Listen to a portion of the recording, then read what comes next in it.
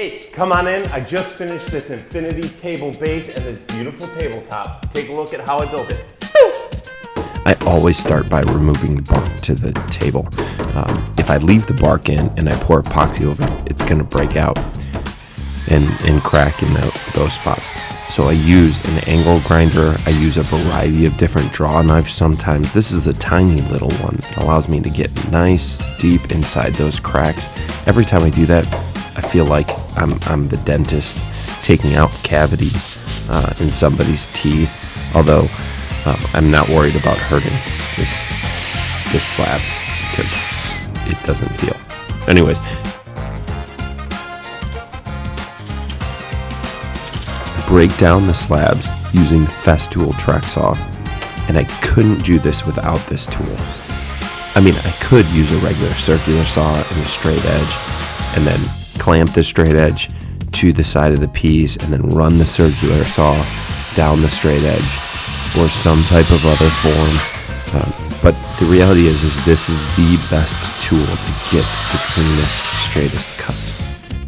And you just saw me slice the slab down the center. This is so that I can take it and put it on the opposite side and have that river, a nice funky live edge in there. Placing it on the pour table with a little bit of help from my son Ryan, who's really enjoying being in the studio with me. I appreciate his help here. Grabbing the culls so that I can clap the slabs down, so when I pour the epoxy, this thing doesn't go floating away down the river on me. We put those little blocks on top so that we put pressure on the slab, clamps on the side to hold the slab sections down. Those little blocks are covered in Tyvek tape or flashing tape to make sure that they don't stick to the epoxy, and I can just kind of hit them with a hammer when it's all said and done.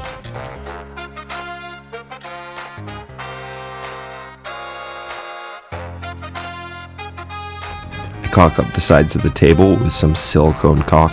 I used to think that this was probably not the best approach for the reason that, like, oh, maybe the epoxy is going to push the wall of the form off to the side.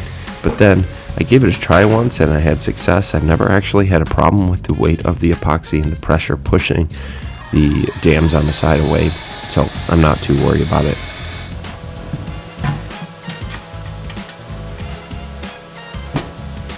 This table gets a 2-layer epoxy pour. The first layer is a mostly opaque black, and I add some sparkly colors in it with a little bit of metallic, silver, put a little bit of gold in this to add some interest to it.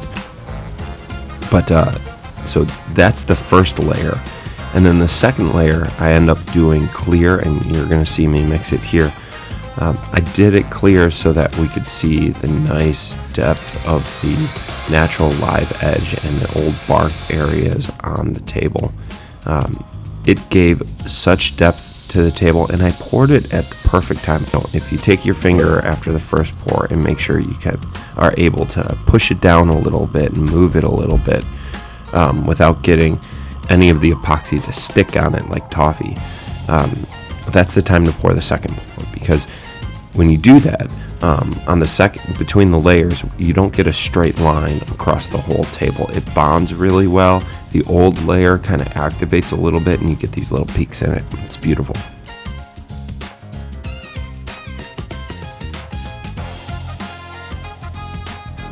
Now I'm going to start working on the base, the infinity base, which is where most of the labor for this table ends up going. Again, from a single slab. From the same tree, they're actually consecutive slabs so that the color is spot on with each other. But I'm hacking and cutting piece by piece. I had made a pattern for this to make sure that I get the nice angles, nice curves that I want, and to make sure that they crisscross correctly, which is something you're going to see in just a bit after I get it all assembled.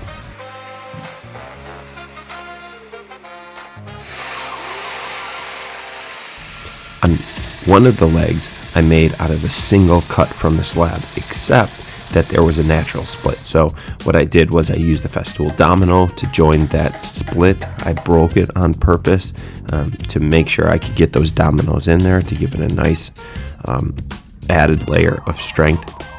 And then you're going to see me take like 5 different parts for the other legs and glue them together to make it look absolutely beautiful. But conserve some of the slab. I could have done this where both legs came from a single cut on the slab. However, I was able to talk to my customer, and they were interested in using the second portion of the slab, the leftover portion, for a coffee table for their other home. And I think that was the right choice. I would have felt bad wasting a lot of the slab just to get single cuts for these legs. And you know what? We've got that on one of the 2 legs, and it's beautiful. But the other one, it's underneath the table. It's hard to see, so it's not that big of a deal. Now, in order to connect the second leg, the leg that came from multiple pieces, I had to use, again, the track saw to get a nice straight glue edge between the chunks. Then I've got the domino here, cutting the mortises for the loose tenons. I used the big ones to make sure they're extremely strong. The clamping on this is a little bit funky and a little bit tricky, but I was able to figure it out. Essentially, I put clamps on to make sure to get the force perpendicular to the glue line and as best as I can, and then just try to get it done. Lots of little cuts here, lots of little joints to put together, but in the end it came out great. I dropped the template on it to make sure that I was setting it up correctly as I go to glue it up in this final joint down the center of the leg.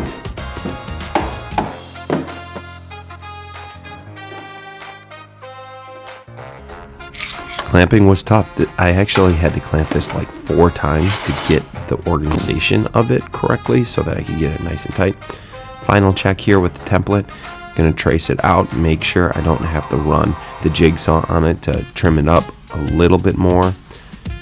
Marking the ends of the table leg to make sure that they're parallel using that template I had bought. Working with some double-sided woodworking tape here to secure the template to it for the template routing that's about to happen.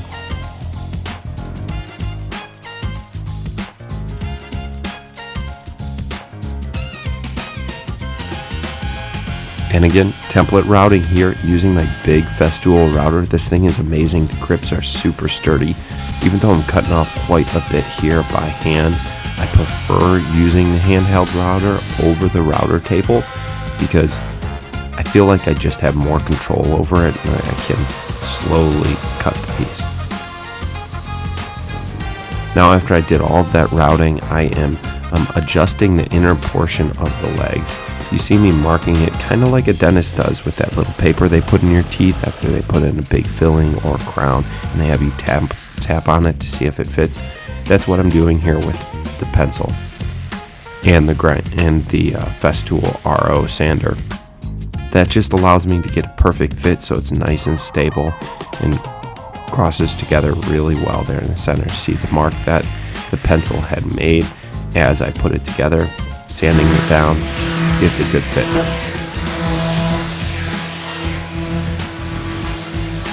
Now I'm gonna sand the top plates here. I cut them in little triangles to try to keep the top plates away from that mostly opaque epoxy. It's a little bit transparent, so I don't want to see too much of it from the top of the table, and that's why they're triangles. Put two marks for the bolts there, and we're marking off the tops of the bases so that I can get these plates on to get it nice and secured on the tabletop.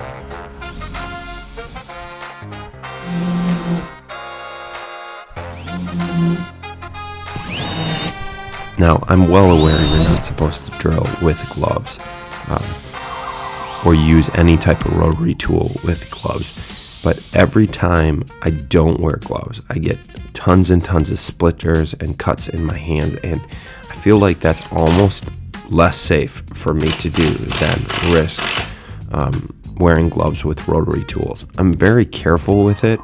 I keep my hands away from the spinning bits for the most part, so I haven't really had any issues, but hopefully I never break my fingers one day. So now we've got the top, it's all planed down, ready to go. I'm trimming it up, getting the final organization of it right here. Again, Festool track saw coming in handy to get these things nice and trim and straight. Going to use a T-square a little bit to make sure those angles are also 90 degrees. I don't know if you're going to see this in this video. I don't think so. Just some of the things that just didn't feel like recording as I was building it. You can see some of that approach on the other videos that I do though.